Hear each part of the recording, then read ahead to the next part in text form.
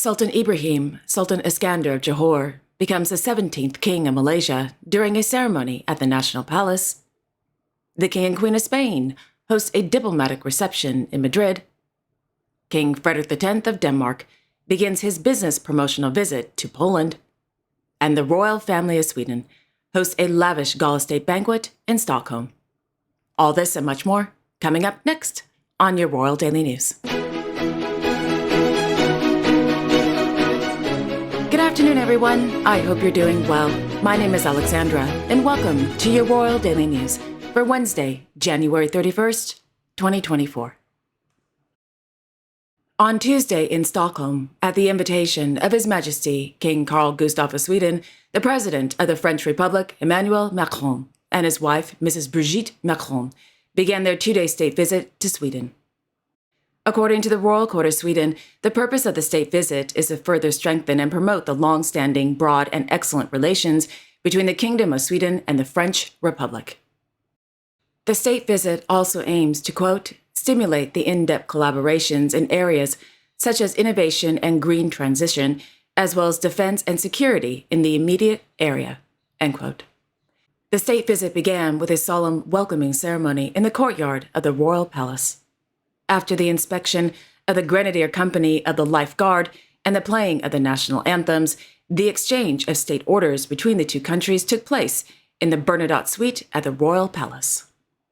On the occasion of the state visit, the king appointed President Macron as a, quote, Knight of the King Order of the Seraphim. Mrs. Macron was awarded the Royal Grand Cross of the Order of the North Star. Ahead of the state visit to Sweden, the president appointed the Crown Princess as Grand Officer of the Legion of Honor. The Crown Princess already holds the Grand Cross of the National Order of Merit. Prince Daniel, Prince Carl Philippe, and Princess Sophia of Sweden were also appointed Grand Officers of the Legion of Honor in connection with the state visit. End quote. After the exchange of gifts, a luncheon was held at the Royal Palace. In the afternoon, the Queen and Mrs. Macron visited the Rinkeby School and the Modern Museum. Meanwhile, the King and the President participated in a roundtable meeting with the Prime Minister of Sweden at Karlberg Castle. The discussion focused on the future of European security with security policy experts from the Kingdom of Sweden and the French Republic. In the evening, Their Majesties hosted a lavish gala state banquet inside the Karl XI's Gallery at the Royal Palace in honor of President Macron and Mrs. Macron's state visit to the Kingdom of Sweden. Guests attending the gala banquet included members of President Macron's delegation, representatives of official Sweden, Swedes with special ties to the French Republic, and distinguished guests.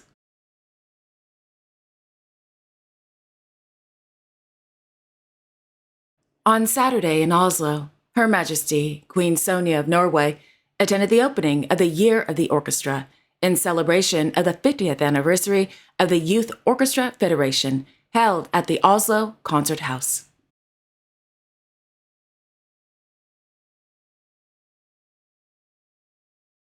In Warsaw, His Majesty King Frederik X of Denmark began his three-day official business promotional visit to the Republic of Poland. Accompanying the king on the visit is the Minister for Foreign Affairs, Mr. Lars Rasmussen, the Minister for Climate, Energy and Utilities, Mr. Lars Ukkel, the Minister for Food, Agriculture and Fisheries, Mr. Jacob Jensen, and 38 Danish companies participating in the business promotional campaign. The visit, which was planned long before Her Majesty Queen Margrethe II of Denmark announced her abdication on December 31st, 2023, will focus on energy efficiency, climate-friendly agriculture, and biogas. The visit began with the king attending a business conference. In the mid-morning, the king arrived at the presidential palace to attend a welcoming ceremony hosted by the President of the Republic of Poland, Andrzej Duda. After a luncheon hosted by the president, the king participated in a wreath-laying ceremony at the tomb of the unknown soldier. At 2:25 p.m., the king held a courtesy meeting with the Marshal of the Polish Lower Chamber, Sejm, and the Marshal of the Senate. Thereafter, the king participated in several roundtable discussions on energy efficiency and biogas.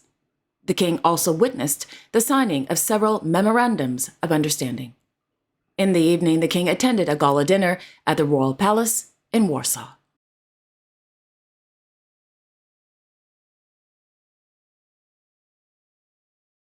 On Tuesday in Copenhagen, the Royal Court of Denmark announced that His Royal Highness Crown Prince Christian of Denmark will step in as regent while his father, His Majesty King Frederik X of Denmark, is in the Republic of Poland. This is the first time since the 18-year-old Crown Prince will act as regent since the king succeeded to the throne on January 14, 2024.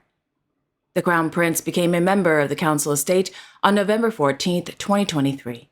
When his father became king, the Crown Prince was given a permanent seat at the table.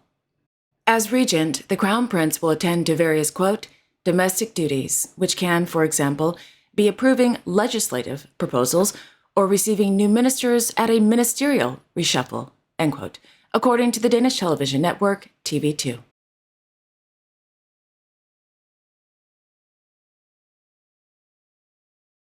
In Neudorf, His Royal Highness Hereditary Grand Duke Guillaume of Luxembourg visited the Luxembourg Union of Social and Solidarity Economy to learn about the Social Business Incubator, also known as SBI.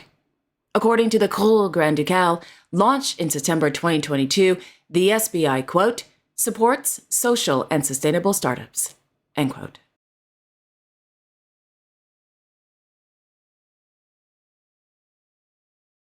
In Ukkel, His Majesty King Philippe of the Belgians visited the Space Pole.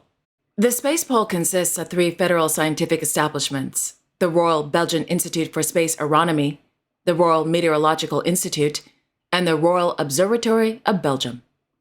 These institutions work together on an international scale to study our planet and its environment, understand the sun's influence on the Earth, and explore the celestial vault.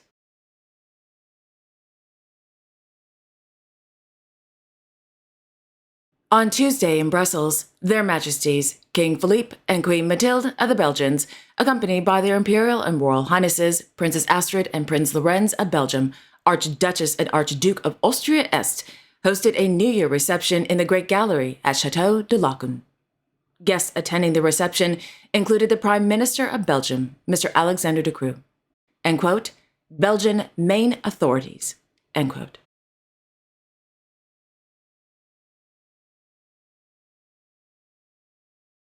In Goes, Her Majesty Queen Maxima of the Netherlands visited the Elkemoy Foundation. According to RVD, the foundation helps individuals, quote, regain their confidence and thus gives them confirmation that they belong in society. People who are mentally, physically, or financially vulnerable can visit Elkemoy, for example, a haircut, a manicure, or have their makeup done. A group of care professionals offers free or discounted treatments and talks to the participants. This also makes the initiative a place to establish and maintain social contacts, end quote.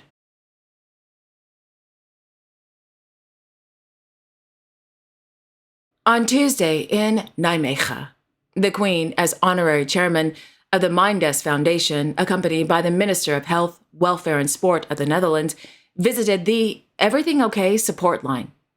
The Everything OK support line, an initiative of the Kindertelefoon, with the financial support from the Ministry of Health, Welfare and Sport, offers support by phone to young people who are not doing so well. By listening and asking questions, the volunteers find ways to help them. According to RVD, since its launch in 2021, quote, more than 65,000 conversations have been conducted, a third of which relate to mental problems, end quote. The visit ended with the Queen participating in a roundtable discussion with representatives from several mental health foundations, including Mindes, At Ease, and the Everything OK support line, to name a few. The discussion focused on the, quote, desire to further development towards a broad digital platform with various functions and services for young adults with emerging mental complaints.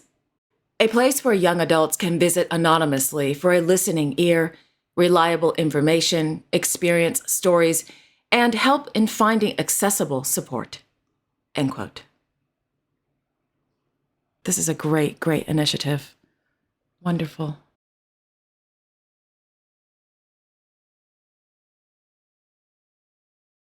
On Tuesday in Windsor, Her Majesty Queen Camilla of the United Kingdom hosted a reception at Windsor Castle for authors, illustrators, and binders who have been involved in the new modern-day miniature library collection displayed alongside Queen Mary's Doll's House.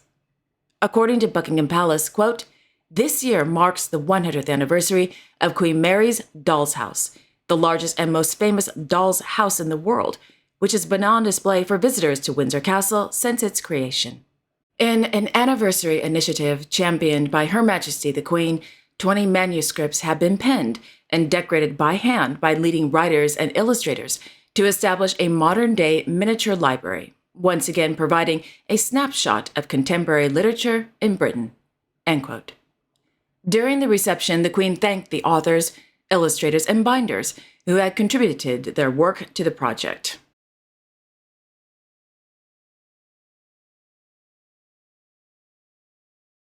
In Madrid, Their Majesties King Felipe VI and Queen Letizia of Spain hosted the traditional New Year's reception for members of the diplomatic corps accredited to the Kingdom of Spain at Palacio Real de Madrid.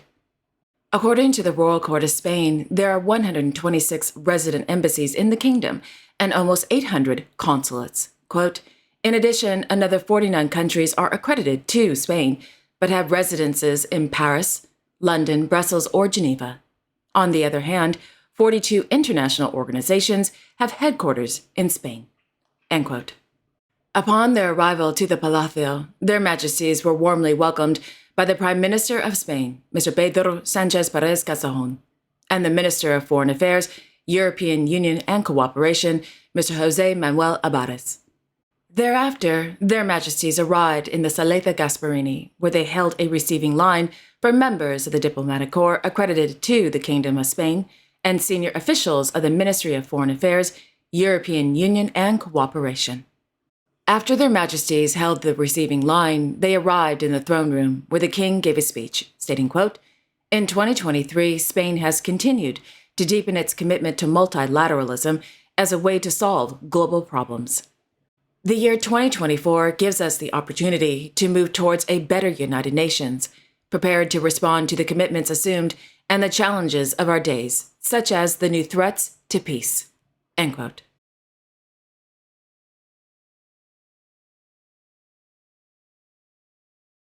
On Tuesday in Jordan, His Majesty King Abdullah II of Jordan, as commander of the Jordan Armed Forces Arab Army, and His Royal Highness Crown Prince Al Hussein bin Abdullah II of Jordan presided over the inauguration of the new headquarters of the General Command of the Armed Forces of Jordan.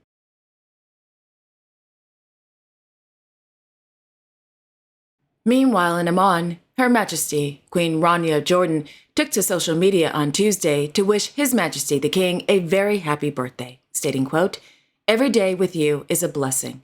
Happy birthday, Your Majesty." End quote. The Queen also wished her youngest son, His Royal Highness Prince Hashem bin Abdullah II of Jordan, a very happy birthday, stating, quote, "I remember this day like it was yesterday. I was overjoyed when you arrived, and you still bring me happiness every day. Happy birthday." End quote.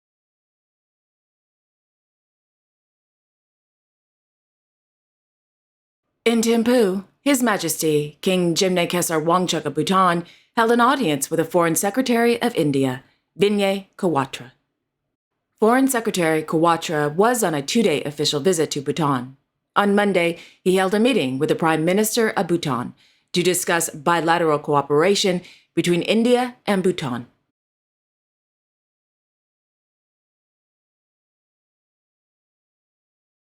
And finally, in Kuala Lumpur, Sultan Ibrahim, Sultan Iskander of Johor, took the oath of office and the instruments of the proclamation of office as the 17th King of Malaysia during the 264th special meeting of the Conference of Rulers, held inside the throne room at the National Palace.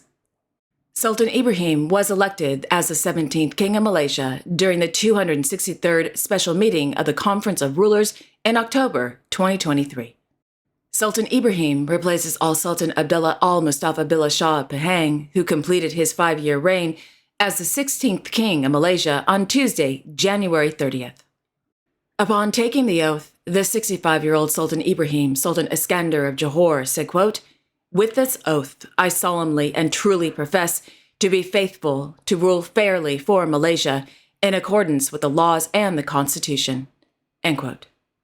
After the ceremony, the king's senior private secretary issued a press release announcing the official title of the 17th King and Queen of Malaysia. Quote, "Sultan Ibrahim will be known as His Majesty Sultan Ibrahim, King of Malaysia, while his wife, Raja Zarath Sophia, will be known as Her Majesty Raja Zarath Sophia, Queen of Malaysia."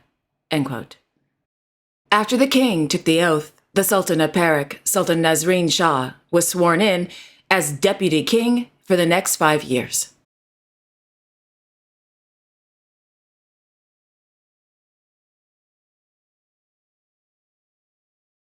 And there you have it.